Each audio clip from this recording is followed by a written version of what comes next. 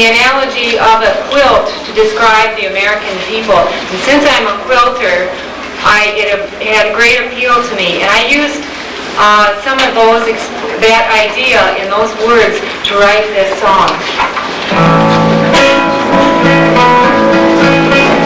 As we stand and pledge our allegiance to a flag that is red, white, and blue, let us pledge our love to its people, all its people like me and you.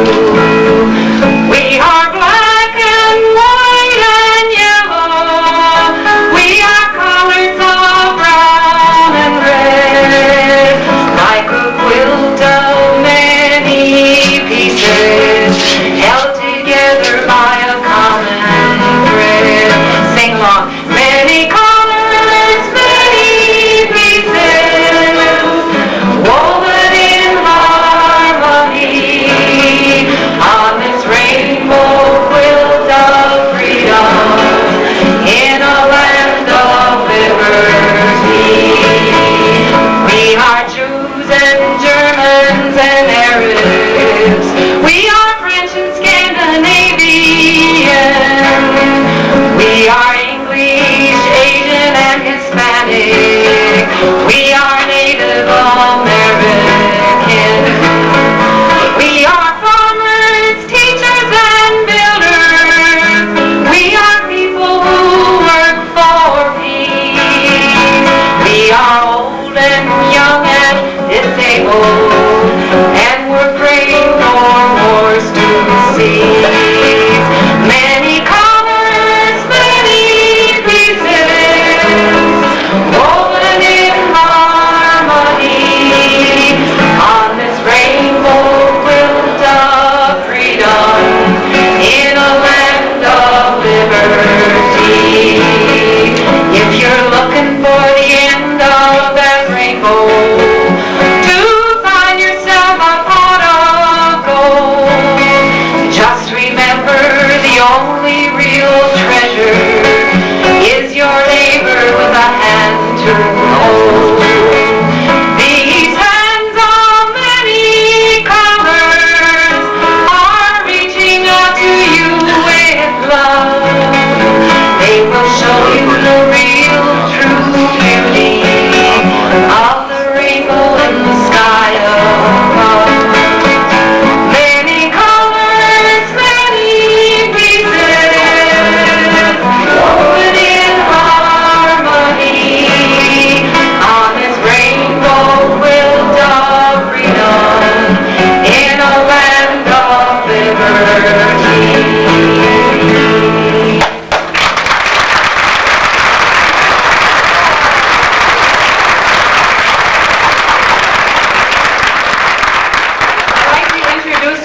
Paul Wellstone of Northfield, Minnesota. Paul is a teacher at Carleton College, and he's also a co-chair of the Minnesota campaign for Jackson. And besides that, he's a wonderful, caring person. Paul Wellstone.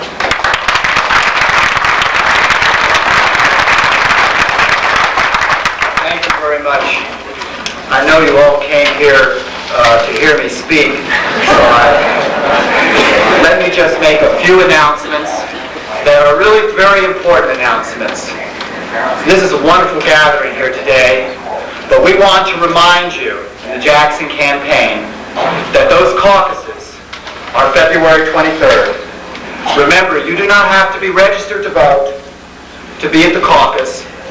Remember that you're eligible to vote if you're of age by November of 1988, 18, and that means some of you high school students are going to be eligible.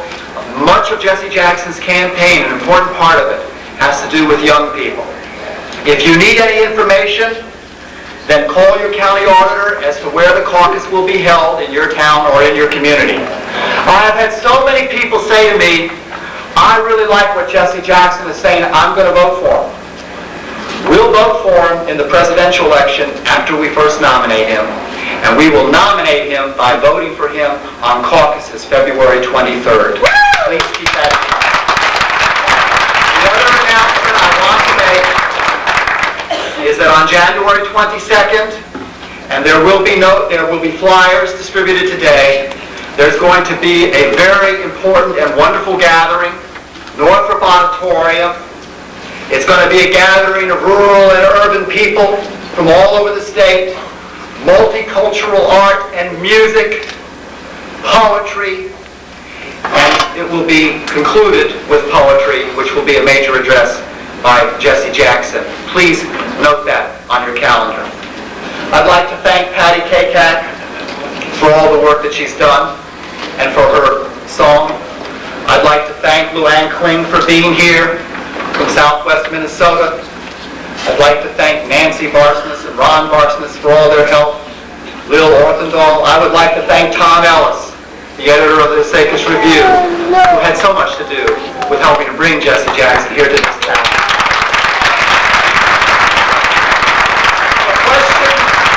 We've been asked the question so often, Jesse, why Osakis? Why Jesse Jackson coming to Osakis, Minnesota? We can answer that question. Osakis, Minnesota, because Osakis, Minnesota is a community of farmers and rural people, strong and determined, who understand the importance of jobs and family farms and small businesses and education for our children, and understand that communities like Osakis must survive and flourish if our nation is to flourish. Why Osakis? Osakis, Minnesota, because we understand that the health and vitality of our local communities in Osakis and all across west central Minnesota and western Minnesota is not dependent upon the number of acres that are farmed or the number of animals, but on the number of family farmers and small businesses in the community who support our churches and our schools and our financial basis. Why Osakis? It's not really just Osakis. It's all of rural America. That's why Jesse Jackson is here. And we understand that the land and its bountiful harvest does not belong to the large corporations, but belongs to the American people, to be handed down from generation to generation. And why Osakis? And why rural Minnesota? Because rural people are tired of a rhetoric that sentimentalizes their past while discounting their future.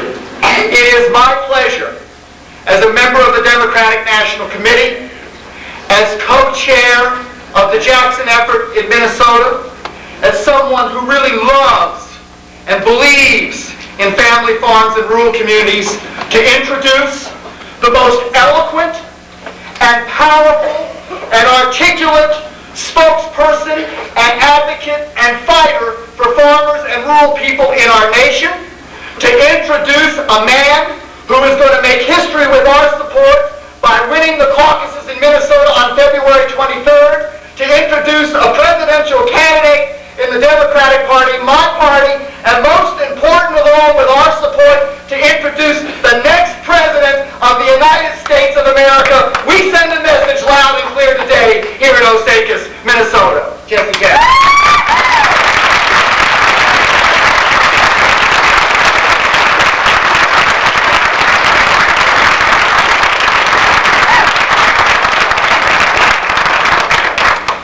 Thank you, Paul, for such a kind and generous and inspiring, challenging introduction.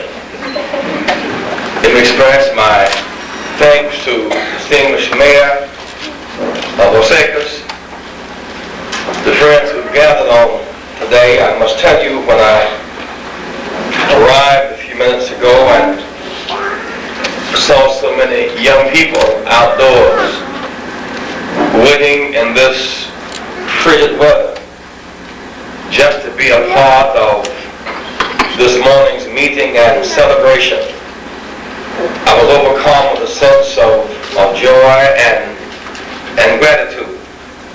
We sought to get them into the firehouse next door, which really practical matter. But with the mayor's help, we're getting them down the street to a school not far from here. We just must speak to them for a few minutes. We just must. Because in real sense, this whole quest for jobs and peace and justice and survival today and prosperity tomorrow is about our children. And when we can renew their faith and revive their spirits, when we can lift the moral tone in our nation, when we can make our priorities right, turn their midnights into days, and move them from despair and dope to a sense of optimism and self-confidence and hope, we will have done our job. So I'm grateful that our youth still yet have that spirit, that something can happen. And indeed, with you the people, we indeed can make a more perfect union, and something is going to happen. I was asked ever since I landed last night in this ice, why Osakis? Well, first of all, they began to apologize by saying, this is really a bad day. I beg to differ. This is not a bad day. It's a cold day. Every day is a good day. If you think not, try missing one. Every day is a good day. And today the soil sleeps on the surface, but beneath is much activity, much germination, and much life. And the cold winters test our faith while we planted the seeds in the warm sunshine, and we planted them beneath what we could see. We just know because we know that something beneath the soil is going on. And really in our nation today, just beneath the surface, something vital is going on. Our headquarters and our is Greenfield. It's the Osakis of Ireland. A small town. When I reflect across the years on small towns and strong leaders, Bethlehem was a small town. The birthplace of Floyd Olson and Hubert Humphrey were small towns. Montgomery, Alabama, where Rosa Parks refused to go to the back of the bus and stood up for the best in human dignity, snatched down the cotton curtain of apartheid and was joined by Dr. Martin Luther King Jr. was a small town. Selma, Alabama, where we met and sought to fulfill the most fundamental right in a democracy, the right to vote. Selma, Alabama was a small town. And so here we are in Osakis today, but sending a message to the entire nation. Today it's a call to conscience, a call to convictions, a call to a candidate to change the course, to put our focus again on an agenda to make a difference in our daily lives. We've just come to another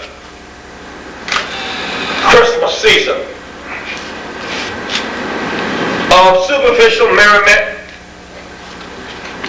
and and distortion of values. It's left some with false joy, others with deep depression and deep disappointment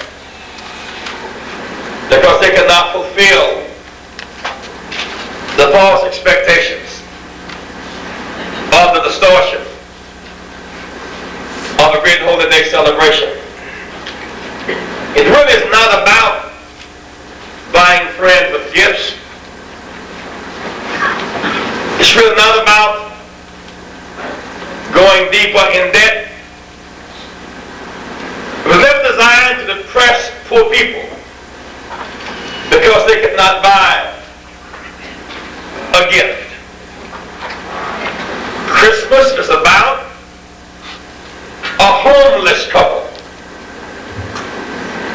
a mother with child, in labor, without insurance, husband unemployed, back against the wall, rejected by the bureaucratic innkeeper who balanced his books, his budget, but not enough humanity to make a creative adjustment to a woman in labor who had come across the country, the obligation to pay taxes, but without the right to vote, taxation without representation, living under tyranny. It's about a homeless couple rejected by a bureaucratic innkeeper, abandoned by Herod the government. But wise people changed their priorities and left what they were doing and took gifts to the homeless couple. There was an attempt by Herod to corrupt the wise men. Let them celebrate at his house. Give him their secrets. But because they were wise, they were incorruptible. And they took their gifts, their talents, their love, their concern, to a homeless couple born in a stable, rejected, an unweatherized stable, no electric lights, only the light of the star of Bethlehem. We who can, we who would dare be wise, must take our gifts to the abandoned. The abandoned stable is being overrun today. 650,000 family farmers in that stable. Auto workers, steel workers, women fighting for pregnancy leave, for family planning, youth seeking scholarships, rural farmers, urban workers, abandoned by the government, rejected by the bureaucrat, and pushed aside. This generation of leadership must take the rejected stones,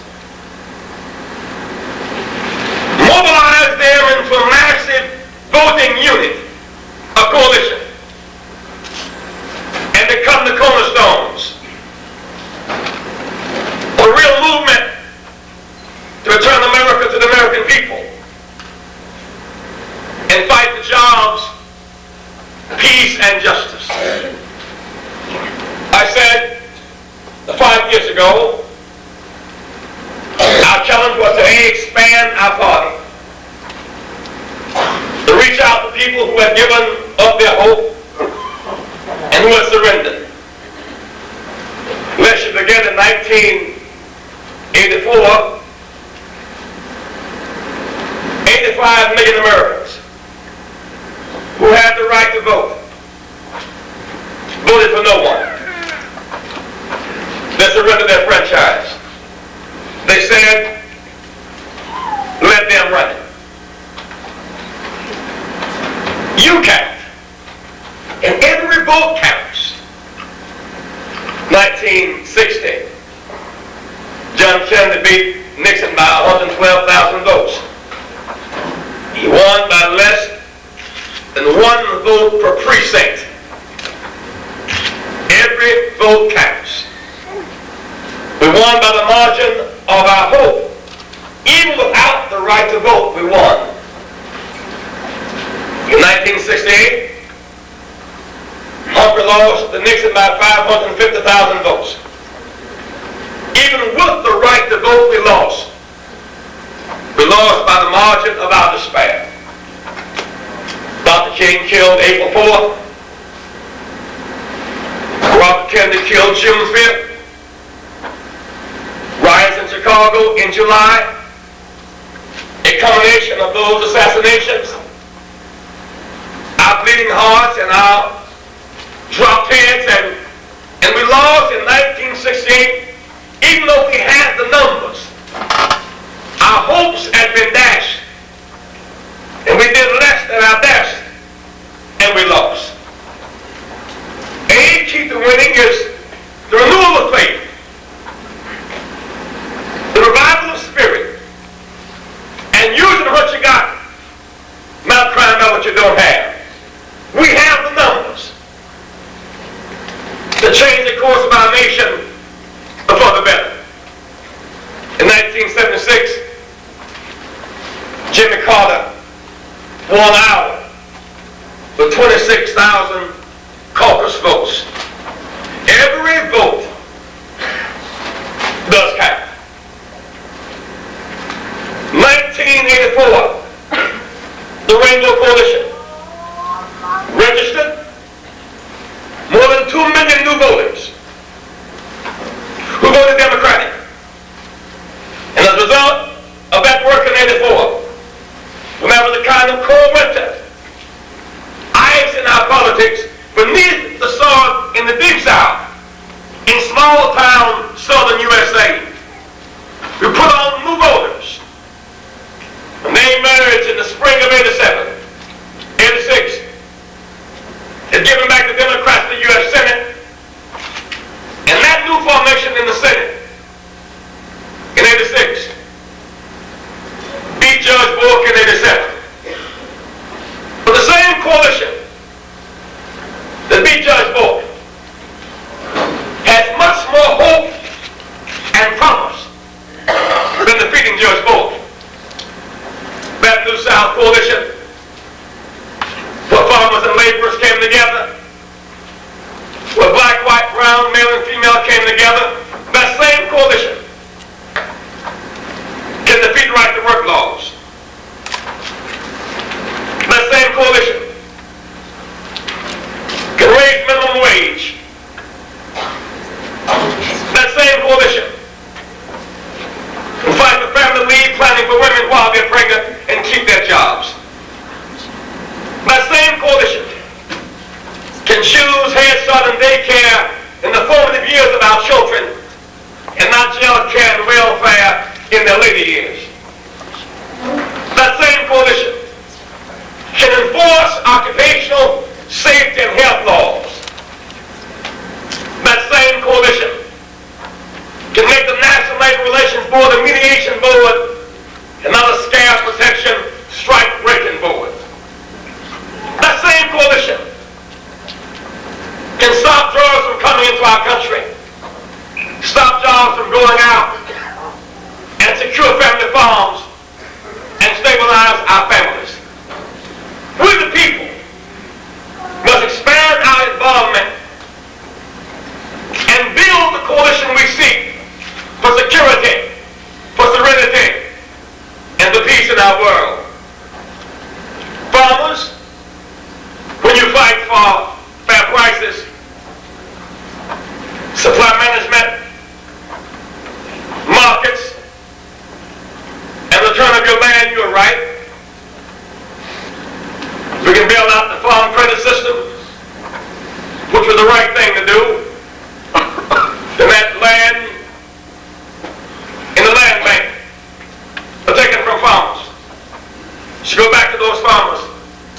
and long-term low-interest loans.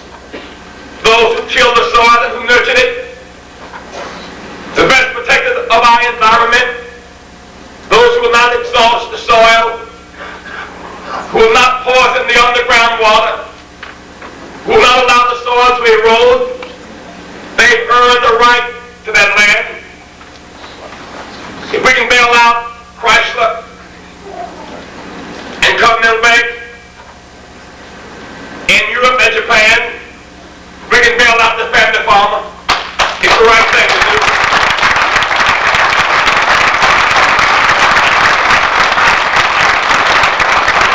There must be a sense of mercy, not just money in our management. If a mother has 5 children and 2 pork chops, she will not go to a computer and conclude that she has 3 excess children. She'll cut 2 pork chops up in 5 pieces and make gravy because she has common sense. She's a mother with mercy. The family farmer, which has fed America and fed the world, deserves mercy as well as management and human understanding. It's not your fault if we chose to fight the Russians with grain, end up starving some American farmers while the Russian cows got grain from other sources. It's not your fault if we've chosen arms over farms in Central America. They used to buy 1/3 of their grain from American farmers. Now we're shipping arms and closing farms. They can't buy the grain. We can't sell it. They starve